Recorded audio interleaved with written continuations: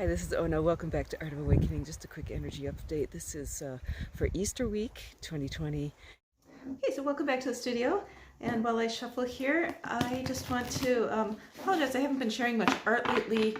I've been working on a pretty large commission on for a client, and it was based on a dream that she had. It's got a tree of life and stuff, but since it's such a personal piece, I haven't been sharing it. I'll see if I can ask her if she's willing to share. Otherwise, I've also been working on a lot of writing work. I got my new website up. I'll leave a link to that below if you're interested in checking it out. And okay, I'm hoping to get back to sharing a little bit more artwork in a week or so. All right, so these are, again, these are my spirit animal awareness cards, and we're pulling cards for the coming week, for Easter week of 2020, starting on the 12th. Okay, so first card coming up is Earthworm. Kind of look at this card, and it did come up in reverse. Okay, so we might be looking a little bit more at the shadow side of Earthworm. And part of that is sort of intolerance, right? Or this kind of idea of the tunnel vision, of not seeing the whole picture. Okay, and I think this can relate to what's going on in the world right now. Anytime that there is stress or stressful situation, especially if it's widespread, it can lead to intolerances. And I am getting reports of some restrictions of personal freedom and so forth that are going on in various places. And so this is maybe a call to kind of keep your awareness about you, okay? Because anytime there's anything like this, challenges always come with an opportunity, right? And so there's nothing wrong with taking advantage of opportunity when it comes your way, but then there are forces out there that will want to take advantage and really kind of in a way that's not so nice, right? Grabbing control, grabbing for power plays, that kind of thing. This is epidemic in politics of all kinds, right? So this is just a reminder, I think, to be discerning, because when the shadow side wants to take control, they use the emotions, they use fear for one, they use shame, they use guilt, right? And you can see the potential for all of this in this situation, right? So while we need to be compassionate about what's going on, we also need to be very discerning and not allow ourselves to be manipulated, shamed, guilted, scared into doing things that aren't of the highest good. So just a little reminder from Earthworm. It's easy to tunnel into your comfort zone, and I'm speaking collectively as well as individually. And sometimes when that happens, things get buried that maybe shouldn't, right?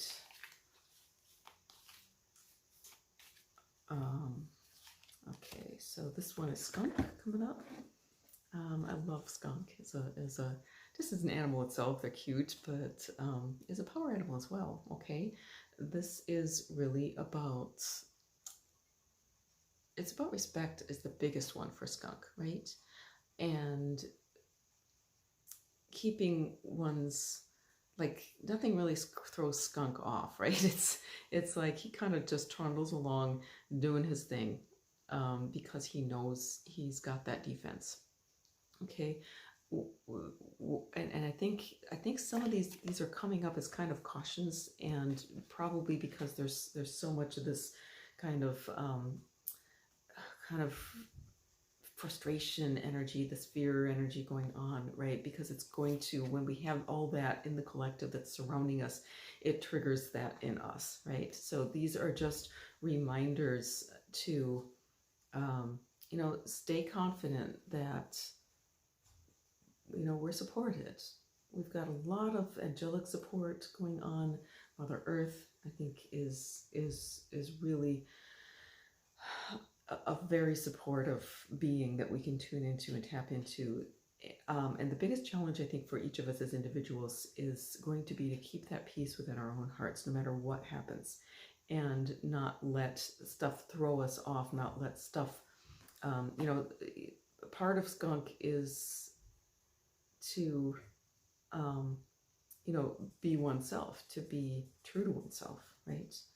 And it's also, they get their way, they kind of get to go their own way without a lot of violence, right? So this is nonviolent approaches to any kind of disagreements. This is standing in your truth and holding to it without resorting to extreme measures. And that can be done, right? So staying rational, staying peaceful, but not at the same time not allowing oneself to be railroaded, right? Because and the willingness to stand true to yourself, even if it smells bad. You can make a stink once in a while. Okay. So Red Panda is coming up in reverse, right? So we're looking at the shadow side. Okay. So the shadow side, so Red Panda is a beautiful, she's a very shy animal, right? And so the shadow side is to just sort of retreat into your own little world, which we're all being asked to do, right? And there's a lot of really healing work that's happening around it, but it's also it's easy to sort of get the blinders on, and I think this whole thing coming up with all these things is really I think this is just an asking, a request for us as awakened people to be discerning, to start looking at things, look at the bigger picture, start looking at what are the motivations behind actions, right? Because when the shadow comes forward and the trickster comes forward, it will often cloak itself in light, right? It will often, come forward as, oh, this is for such a good purpose. This is, for such a good thing. This is, we've got everybody's best interests in mind.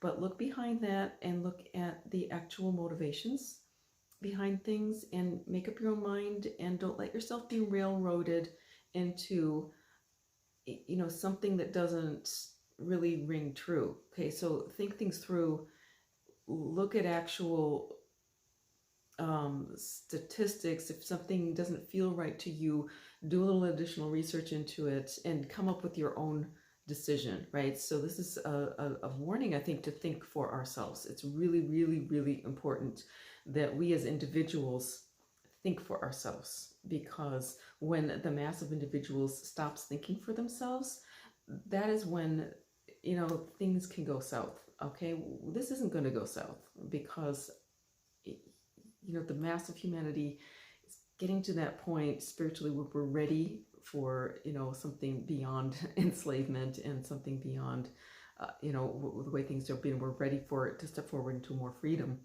as a collective. But it also depends on our individual willingness to be aware and our discernment, right? So just stepping forward into this week, be aware, be discerning, and look at it, not necessarily to fight against anything. We don't have to fight against anything, but we do need to speak our truth, right? So you have a great week. Thank you to everyone. I love you all, and we'll catch you again next week. And of course, we're still in the middle of this worldwide kind of shutdown. big reset time. And it's a time of, especially right now, going into what so many have this Easter season on their minds, time of resurrection, rebirth. I mean, this is, um, this is really, really a reset, resurrection. And the message that I keep getting in from Mother Earth is how much she loves us, right? And to keep this in mind, because there's some theories about Mother Earth sending pestilences and so forth. There's a lot of especially those who really care about the environment and about the planet, there's a certain mindset that human beings are a pestilence on the planet, right? And you could see it that way, but that's not what I'm getting. I'm getting, that we are an integral part of the community that is Mother Earth, and that this is really a chance for us to reset, to reconnect, to reestablish, who we are, what our purpose is on the earth, and also the idea of this resurrection of Eden. Look at this beautiful scene behind me. This is Lake Superior, a gorgeous spring day. And Eden has never left us. Eden has never left us, and I think that's really important to remember, is that we've just stopped seeing it, right? And it's time now to really, again, put that in your third eye, if you can put Eden, right? Because it's here, and to start seeing ways that we are reconnecting with the beauty and the love and the joy that is here, that is our birthright on the planet. We are creators, and we are part of this whole Eden, right? Our higher selves, right? It's never left us. We're all connected with that. And so moving forward into this week, holding the image of this beautiful, pure, pristine earth. We just passed Earth Day as well, right? If you can hold that beautiful image of Mother Earth, of Gaia, right in the third eye, and know that we are moving towards that. That is what we are birthing, and birthing always comes with birthing pains. It always does. So the thing to keep in mind is that the birth is such an important point. It's a transition point, and whatever happens during that birth transition point is going to affect everything that happens in that whole the life cycle moving forward.